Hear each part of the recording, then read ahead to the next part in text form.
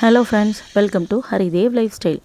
எப்போது நம்ம யூஸ்வலாக வெறும் தோசை சட்னி அப்படியே தான் சாப்பிட்றோம். இன்றைக்கி ஒரு சேஞ்சுக்கு கொஞ்சமாக வெஜிடபிள்ஸ் சேர்த்து ஒரு தோசை பார்க்கலாம். அதோட ஒரு வெஜிடபிள் முட்டை தோசையும் பார்க்கலாம். இது நல்லா ஃபில்லிங்காக இருக்கும் குழந்தைங்களுக்கு. அதுக்கு முதல்ல தோசைக்கல் எடுத்து அதில் தோசை ஊற்றிக்கோங்க.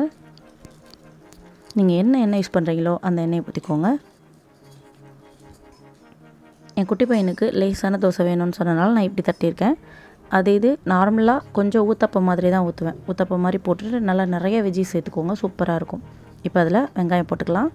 கூடவே துருவி வச்ச கேரட்டையும் நல்லா போட்டுக்கலாம். இன்றைக்கி இது கூடவே கொஞ்சம் நான் முட்டைக்கோசு சேர்க்குறேன். அதையும் ரொம்ப நல்லா பொடிசாக நறுக்கியிருக்கேன். அது கூடவே கொஞ்சமாக தக்காளி, அப்புறம் கொத்தமல்லி, மிளகு சீரகத்தூள், கூடவே கொஞ்சம் சாட் மசாலா, உப்பு இதெல்லாம் போட்டு நல்லா அதெல்லாம் மாவில் விட்டுறதுக்காக கொஞ்சம் அமுத்தி விட்டுக்கிறேன். அரை நிமிஷம் கழித்து அப்படி ஒரு திருப்பு, இப்படி ஒரு திருப்பு. அவ்வளோதான், சிம்பிளான சுலபமான ஒரு வெஜிடபிள் தோசை ரெடி. இப்போ முட்டை தோசை எப்படி போடுறதுன்னு பார்த்துக்கலாம்.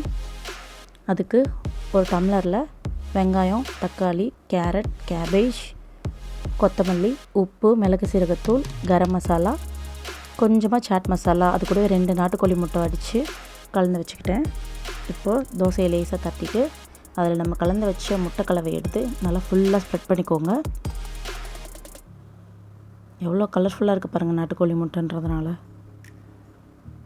மூடி போட்டு வேக வச்சு திருப்பி போட்டுடலாம். இப்போது இதையும் திருப்பி போட்டு வேக வச்சு